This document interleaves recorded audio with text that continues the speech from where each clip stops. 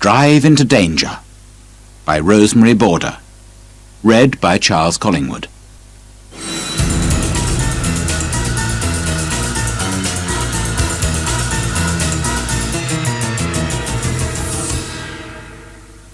Chapter 1.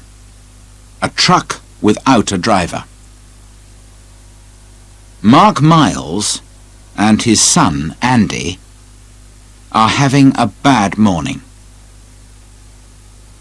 "Where's Gary?" says Mark. "He isn't usually late. The truck is ready. Everybody's waiting."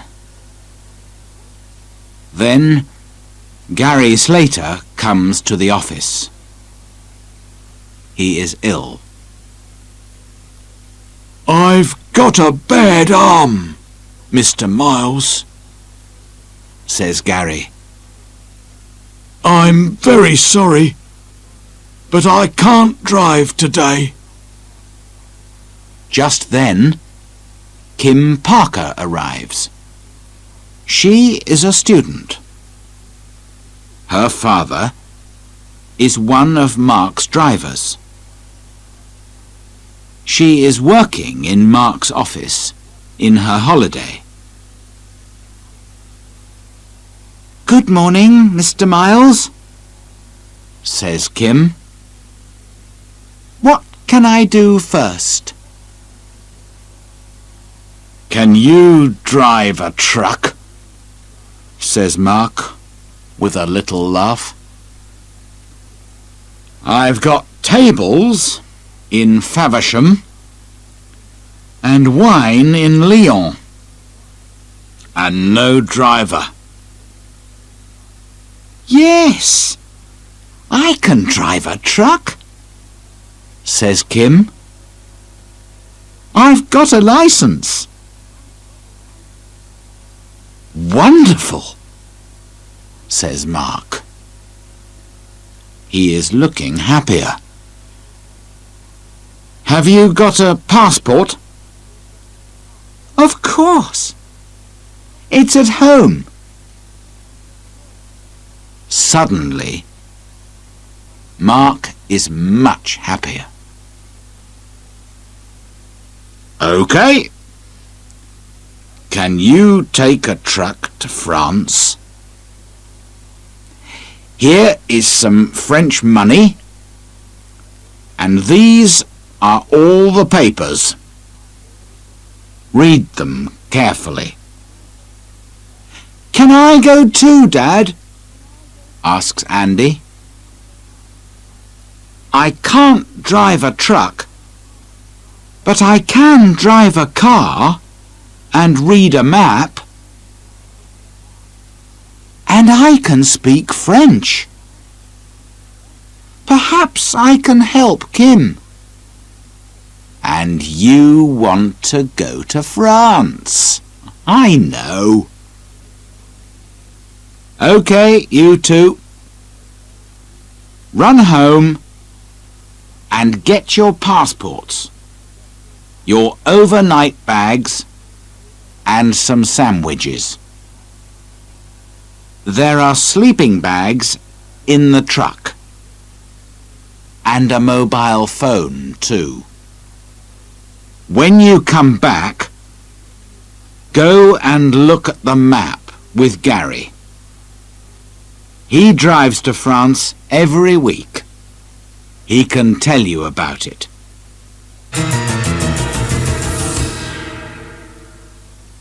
Chapter 2.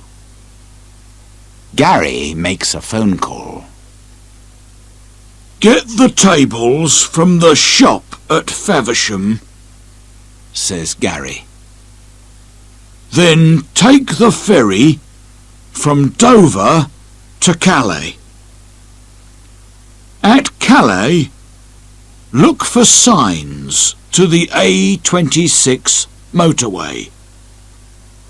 It's a good, fast road. Listen, this is very important. All truck drivers must stop for 45 minutes in every 4 hours. I know, says Kim. OK, there are truck stops on every French road. At about 1 o'clock, you need to stop for 15 minutes at this truck stop here. He puts an X on the map. Don't stay in the truck.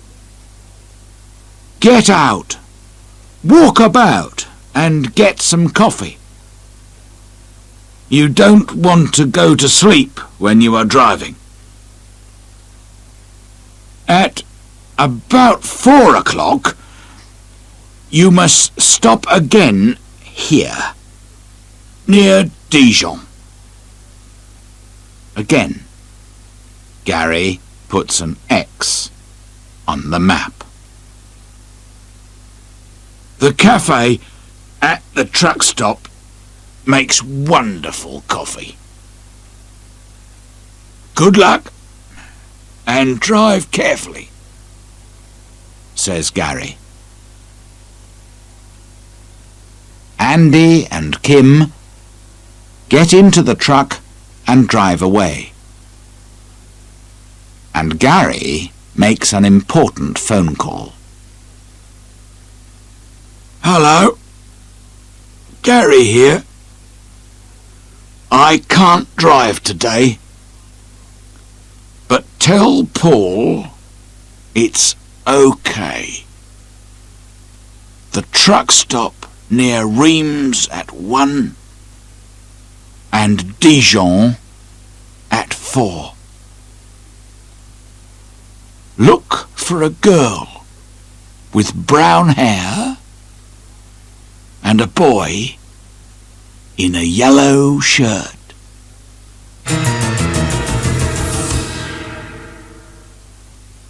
Chapter 3. The truck is losing oil. Andy and Kim arrive at Faversham. They tell the man about Gary's arm. The tables are ready. My men can put them in the truck. We can sit in my office and wait. Would you like some coffee? The man says. They leave the truck and go into the office. Kim and Andy drive to Dover and take the ferry to Calais. They drive off the ferry and out of Calais. They find the motorway and a big stop sign. We need a ticket, says Andy. He puts his hand out of the window to take the ticket. But he is too far away and the ticket goes under the truck. Andy jumps down and goes to get it. OK, I've got it now, Andy calls to Kim. But the truck is losing oil. Not much, but we must do something about it soon. OK, says Kim. I can do that at the truck stop. Come on, let's go. They arrive at the truck stop near Reims at about 1 o'clock. Kim gets under the truck. You're right, she tells Andy. The truck is losing oil, but it isn't very bad. Then suddenly she calls to Andy. Come and have a look at this. there is a box under the truck. Is it a sandwich box? Asks Andy. Perhaps Gary puts his sandwiches in it. Under a hot, dirty, oily truck? Says Kim. Nobody does that.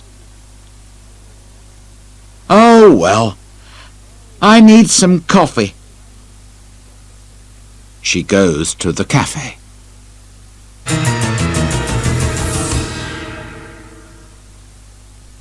End of side 1.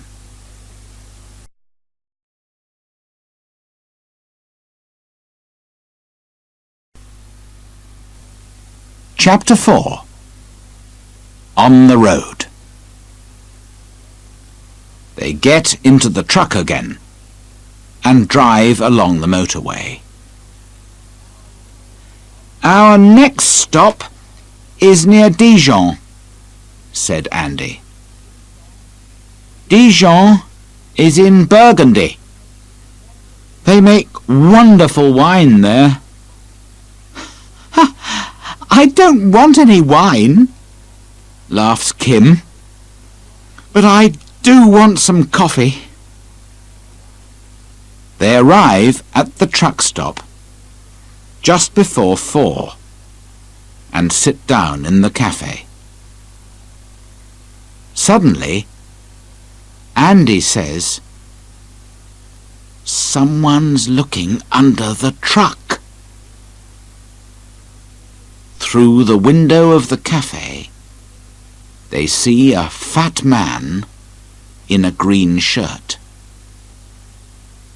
He takes something out from under the truck and goes to a red car. "I don't like this," says Kim quietly. "Let's go." A few minutes later, Kim looks in her mirror. "Andy," she says quietly, "there's a red car behind us, and the man in the green shirt is driving. Why is he following us? He's got his parcel." "No, he hasn't," says Andy with a laugh. "He's got our sandwiches, and I've got his parcel. Here it is." He opens it carefully. In it are about 50 small white paper bags. "What's this?" says Andy. "Drugs, I think," says Kim. "And the man in the green shirt wants them. He doesn't want your sandwiches, and he's angry. We're in danger, Andy. I must do something." The red car is only a few meters behind. Kim stops suddenly. The red car runs into the back of the truck. Kim drives away again very fast. In her mirror, she sees the man in the green shirt standing by his car. "He can't follow us now," Andy says with a smile. But the man is very angry and quickly takes out a small black mobile phone.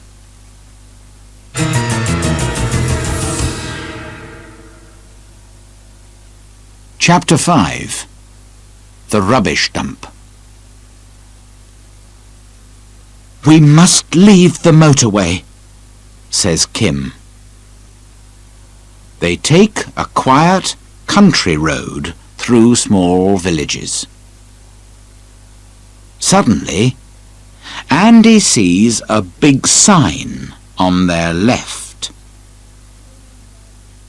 "Go in there," he says. "But it's a rubbish dump. Why do you want to go there?" says Kim. But she drives through the entrance.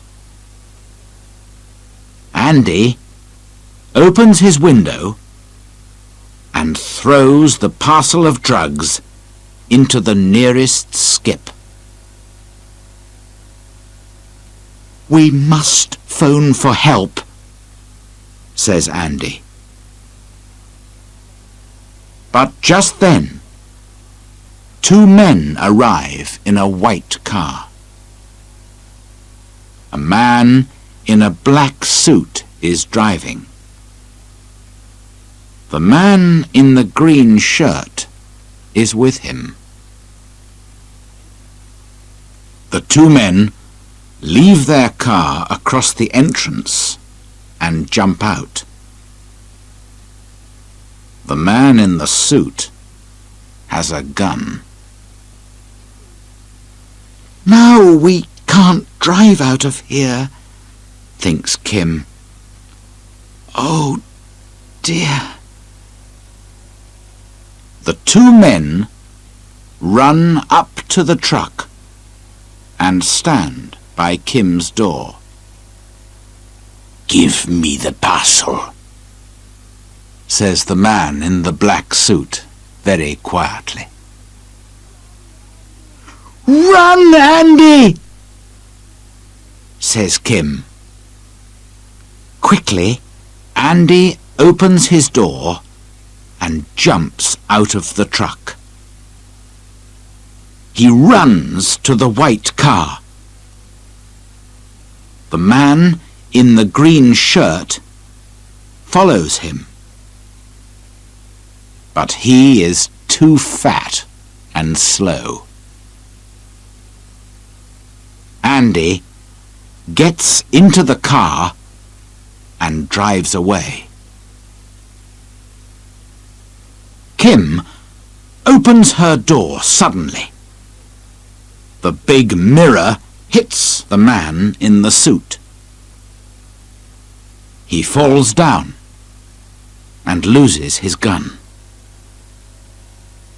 Quickly, Kim jumps out of the truck and gets the gun. "Your drugs are in that skip," she says. "Go and get them. Take your friend with you." The two men go up the ladder and look down into the skip. "Go on," says Kim. "You want them. Go and look for them."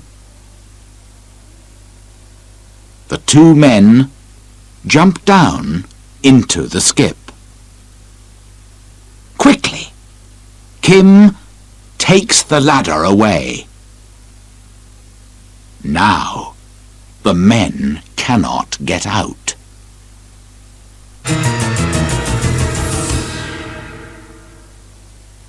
Chapter 6. The police are coming.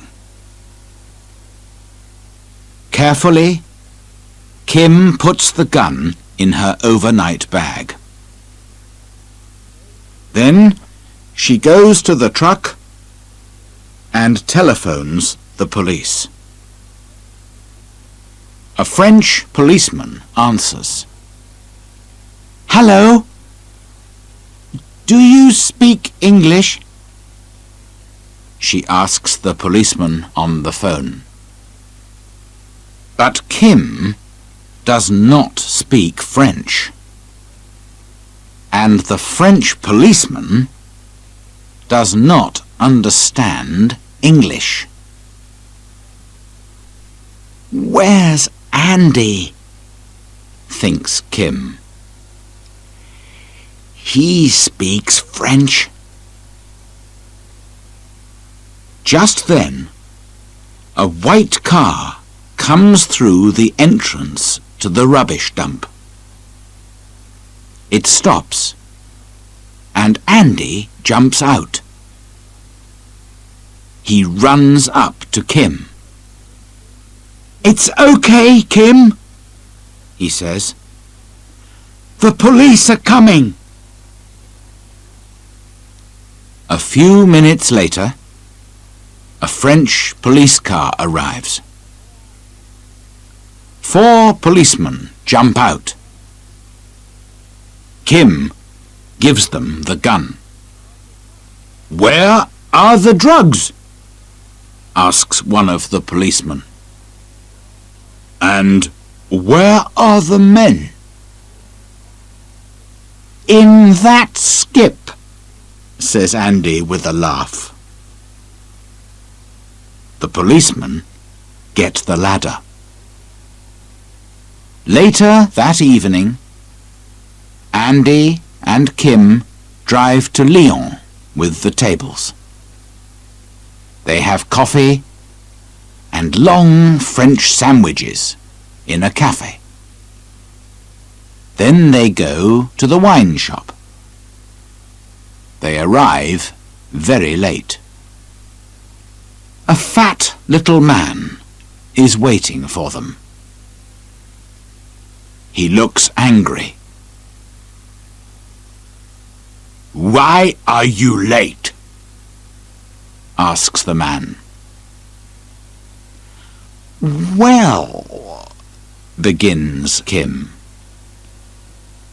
"It's a long story," says Andy, tiredly.